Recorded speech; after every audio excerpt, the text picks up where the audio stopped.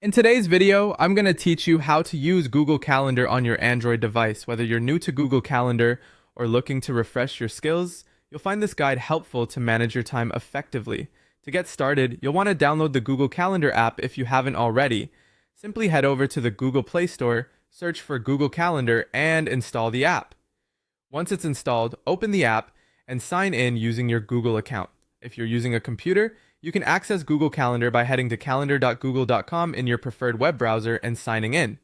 Now, let's understand the layout of Google Calendar. The first thing you'll notice is the viewing options at the top right corner of the app. You can easily switch between month, week, and day views, depending on how you'd like to plan your schedule. The sidebar on the left shows your calendars, like work, personal, or shared calendars, and you can toggle these to customize what events show up in your main calendar area. This main section is where all your events will appear, offering a clear overview of your scheduled activities.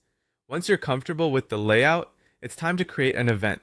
At the top left of the app screen, there's a plus create button. Tap this, or if you prefer, you can click directly on a date or time in the calendar where you want to create the event. When the event creation screen appears, begin by entering a title for your event, like team meeting. Fill in the date and time details, or mark it as an all-day event if necessary.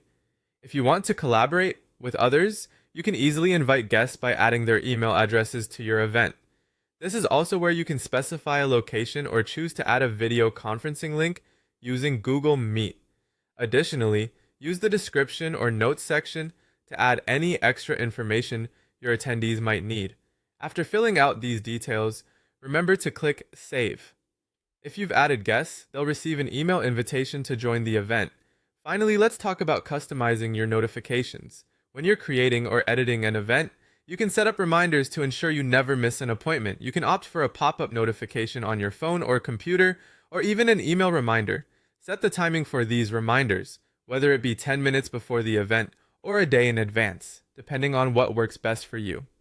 A great feature of Google Calendar is how it syncs across devices.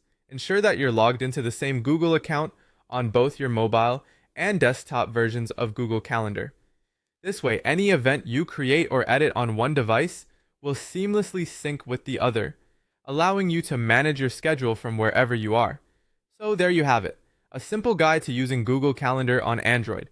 By following these steps, you'll be able to keep your schedule organized, share events with others, and receive timely reminders, making your day-to-day planning that much easier.